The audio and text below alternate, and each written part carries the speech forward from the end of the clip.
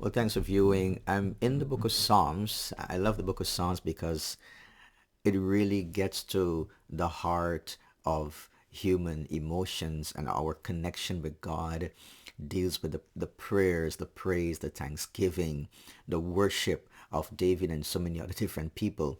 But I like how real it is, how raw it is, how it reflects upon the emotions that we experience, the highs and the lows of human experience. And it's a beautiful book, and I love every day to just spend a few minutes in the book of Psalms. Here we are in Psalm 3, and David says, "O Lord, how many are my foes? How many are my foes? Many are rising against me." It shouldn't surprise any one of us that people would come against us, that we would have enemies in life.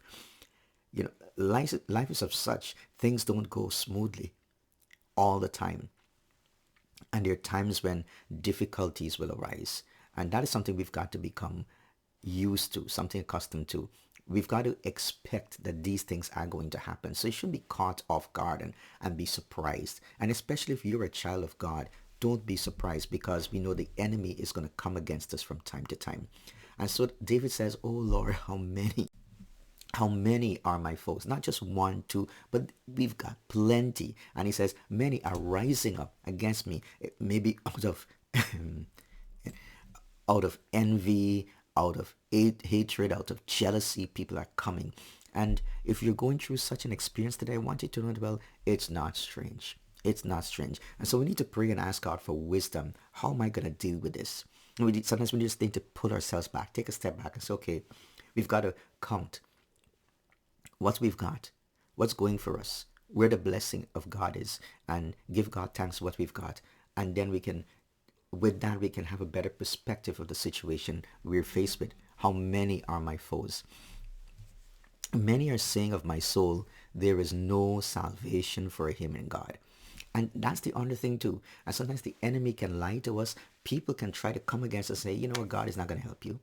God is not going to help you. Maybe it's time for you to give up. You see where you are, you're going to fall. People can actually tell you those kind of hurtful, painful things. You're going to fall. You're going to lose. You're not going to make it. Many are saying of my soul, there is no salvation for him in God. And many times the enemy also would try to tell us, listen, God is not going to deliver you. God is not going to help you. You are going to be defeated. You are going to lose. You will not succeed. That is what many times we're up against. What to take away today is that, listen, when people come against you, do not be surprised.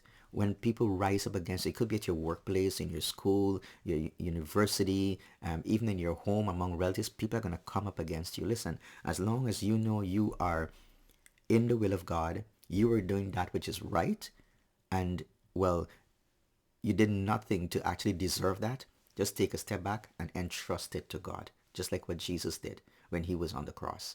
God bless you. We'll talk again tomorrow.